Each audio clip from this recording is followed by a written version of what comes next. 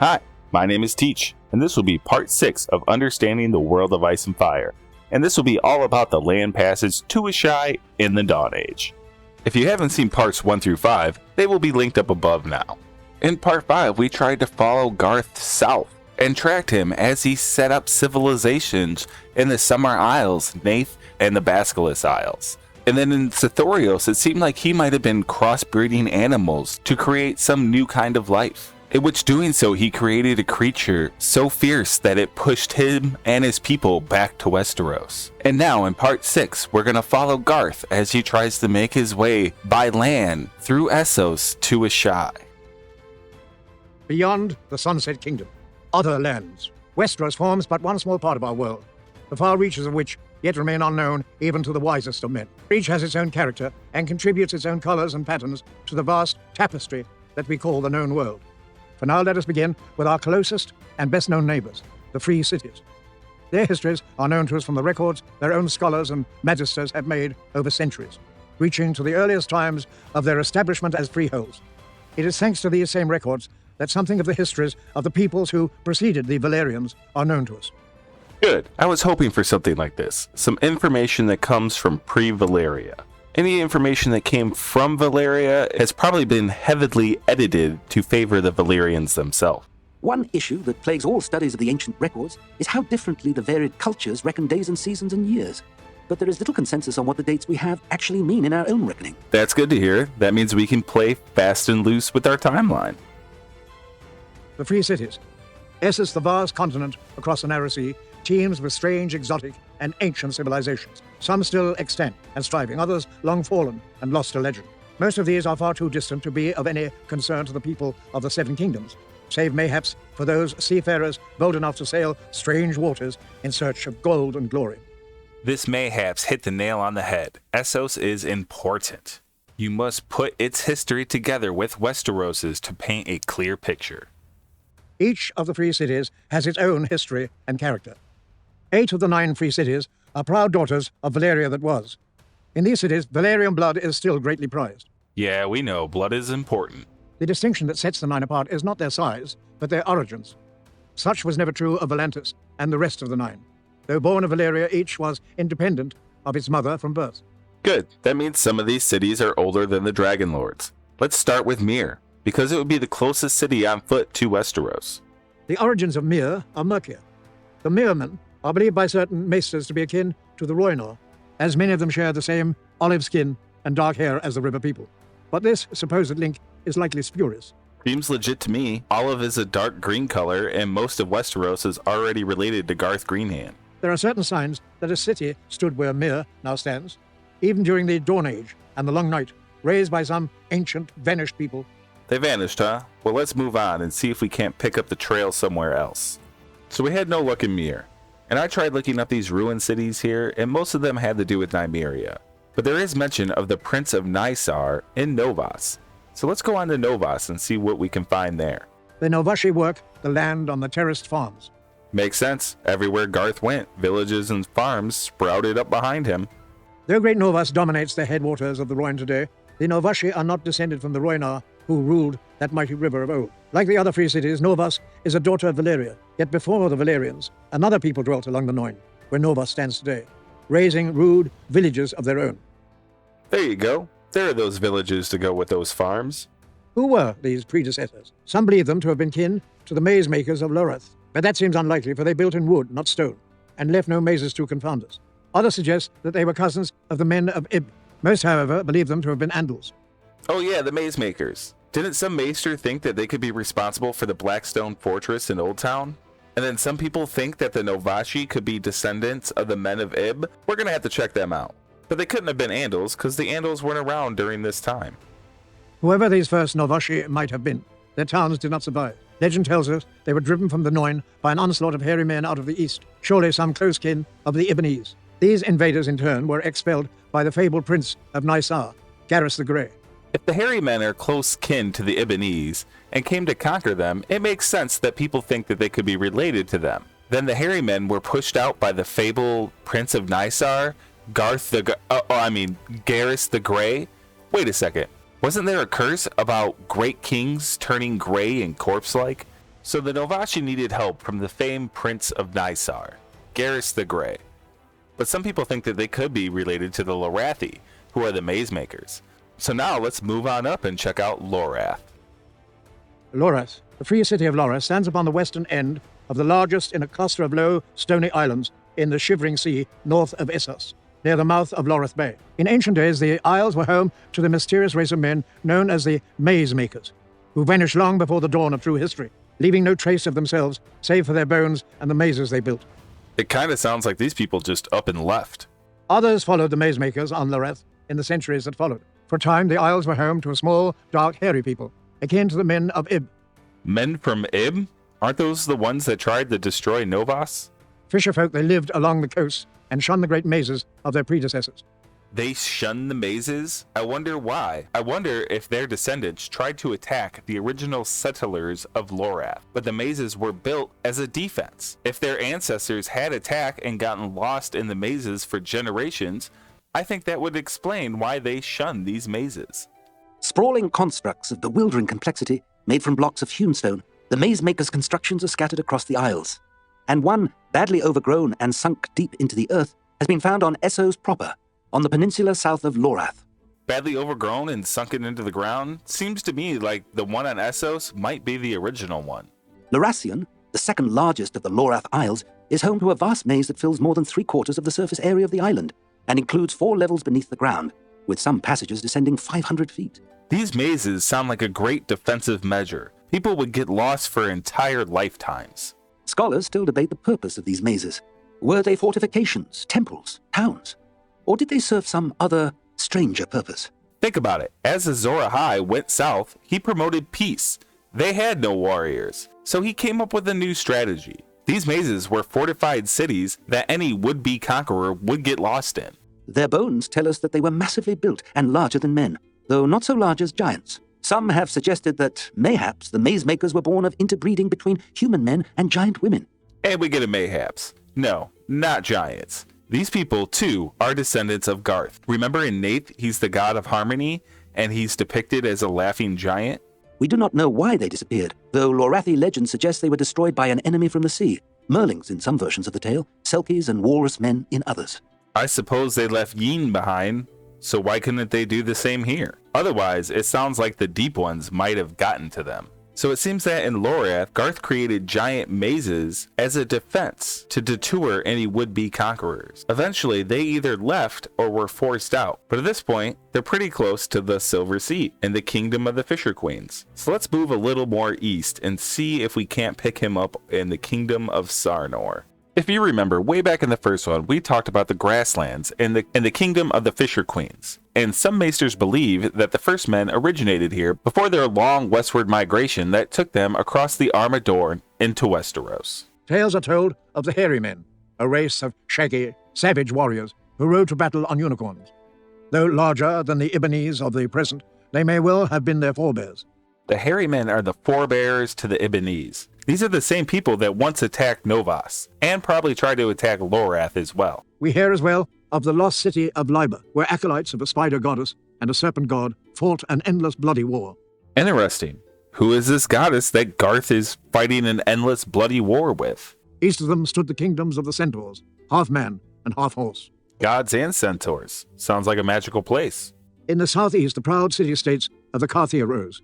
In the forest to the north, along the shores of the Shivering Sea, were the domains of the Woods Walkers, a diminutive folk whom many maesters believe to have been kin to the children of the forest. Do you think these Wood Walkers may have been descendants of the children that followed Garth to Essos? Between them could be found the hill kingdoms of the Samaria, the long-legged Gips with their wicker shields and lime-stiffened hair, and the brown-skinned, pale-haired Zakora, who rode to war in chariots. Most of these peoples are gone now, their cities burned and buried, their gods and heroes all but forgotten. Of the Carthi cities, only Karth remains. Sounds like Karth has been around for a long time. They probably know a lot of shit. Westeros remembers the conquerors as the Sarnori, for at its height, their great kingdom included all the lands watered by the Sarn and its vassals, and the 3 great lakes that were all that remained of the shrinking Silver Sea. This gives us a time frame. The Silver Sea has dried up, so this must have been towards the end of the Dawn Age. They call themselves the Tall Men. In their own tongue, the Targes Fen. Long of limb and brown of skin they were, Isn't there a clan of free folk called the Thens? They trace their descent to the hero king they called Huzar Amai, the Amazing, born of the last of the Fisher Queens. Oh look, Azor Ahai got with one of the last of the godly Fisher Queens and had a son that he basically gave his name to. Azor Ahai, Hizor Amai. I gotta say, they sound pretty similar. Who took to wife the daughters of the greatest lords and kings of the Gips, the Samari and the Zokora, binding all three peoples to his rule. His Zokora wife drove his chariot at his head. His Sima wife made his armor, for her people were the first to work iron, and he wore about his shoulders a great cloak made from the pelt of a king of the hairy men. He took 3 wives to unite 3 tribes, one of which were the first to work iron. He wore a pelt of a hairy man. Sounds like his son was a warrior. Such a man may or may not ever have existed, but none can doubt the glory of the tall men at their height. Oh, I'm sure he lived, but let's leave these tall men for now, and let's move on to these men of Ib. Ib. Through the centuries, many different peoples have made their homes upon the shores and islands of the Shivering Sea and sent their mariners across its chilly, grey-green waters. The most enduring and significant of these are the Ibonese, an ancient and taciturn race of islanders who have fished the northern seas since the dawn of days from their homes upon the Ibish Isles. These people have lived here since the Dawn Age? Let's see if we can figure out how they got there. The Ibonese stand apart from the other races of mankind. They are a heavy people, broad about the chest and shoulders, but seldom standing more than 5.5 feet in height, with thick, short legs and long arms. These people kind of sound familiar. Their faces, characterized by sloping brows with heavy ridges, small sunken eyes, great square teeth, and massive jaws, seem brutish and ugly to Westerosi eyes. Their hair is dark and wiry. Ibonese men are heavily bearded. Wiry body hair covers their arms, legs, chests, and backs. Wait a second, I got it. The Sathori are big bone creatures. The Ibonese are a heavy people. The Sathori are massively muscled. The Ibonese are broad about the chest and shoulders. The Sathori have long arms. The Ibonese have short legs and long arms. The Sathori have sloped foreheads. The Ibonese have sloping brows with heavy ridges. The Sathori have huge square teeth. The Ibonese have great square teeth. The Sathori have heavy jaws. The Ibonese have massive jaws. The Sathori have thick skin that is brindled in patterns of brown and white. The Ibonese have wiry body hair that covers their arms, legs, chest, and back. It sounds like the hairy men that were attacking the colonies may have been native to Sathorios. So the brindle men and the hairy men are probably the same creatures. Though the men of Ib can father children upon the women of Westeros and other lands, the products of such unions are often malformed and inevitably sterile in the manner of mules. Ibonese females, when mated with men from other races, bring forth naught but stillbirths and monstrosities. Sathori women cannot breed with any save their own males. When mated with men from Essos or Westeros, they bring forth only stillbirths, many hideously malformed. The Sathori and Ibonese definitely seem to be related, even though they live on opposite sides of Essos. The Sathori women may have not been able to mate with other humans, but could they possibly mate with Garth? And their union created the Ibonese that we know today. Ib is a land of great grey mountains, ancient forests, and rushing rivers, its dark interior a haunt of bears and wolves. Giants once dwelt on Ib, we are told, but none remain, though mammoths still roam the island's plains and hills, and in the higher mountains some claim unicorns can be found. This place seems kind of similar to Westeros. I can see the gods of forest, streams, and stone ruling on this island. Grey and gloomy, the port of Ibn has ruled over Ib and the Lesser Isle since the dawn of days. The port is dominated by the ruins of the God King's castle, a colossal structure of rough-hewn stone that was home to 100 Ibonese kings. The God King's castle was rough cut from a stone and was the home of 100 Ibonese kings? Sounds like a hint to me. Far Ib, second largest of the Ibonese islands, Ibsar, its only town, was originally a place of exile and punishment, where the Ibonese of old sent their most notorious criminals, often after mutilating them so they might never return to Ib itself. Though that practice ended with the fall of the God Kings, Ibsar retains an unsavory reputation to this very day. What if Ib itself is a penal colony?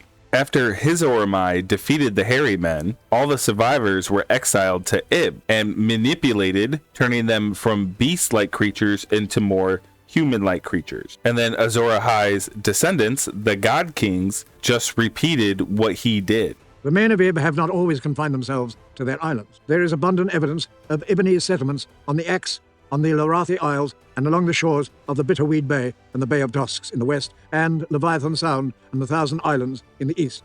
Don't forget they attacked Norvos as well. And history tells of several Ibonese attempts to seize control of the mouth of the Sarn, attempts that brought the hairy men into bloody conflict with the Sarnori sister cities, Sarth and Saras. This sounds like the history of their ancestors. They attacked the Sarnori, and his Oramai wore a pelt made of the skin of a hairy man. So from Ib, he's not too far away. It looks like if he continues east, he'll hit the Thousand Islands, and then he's just got to drop south into Assahi. So let's continue east in the Shivering Sea. Still farther east lie the so-called Thousand Islands, a sea-girt scatter of bleak, windswept rocks, believed by some to be the last remnants of a drowned kingdom, whose towns and towers were submerged beneath the rising seas many thousands of years ago. For the people of these islands, though few in number, are a queer folk, inimical to strangers, a hairless people with green-tinged skin, who file the teeth of their females into sharp points and slice the foreskins from the members of their males. A green-skinned people whose women file their teeth and they cut the foreskin from their males? Does this not sound reminiscent of Nissa Nissa's violation?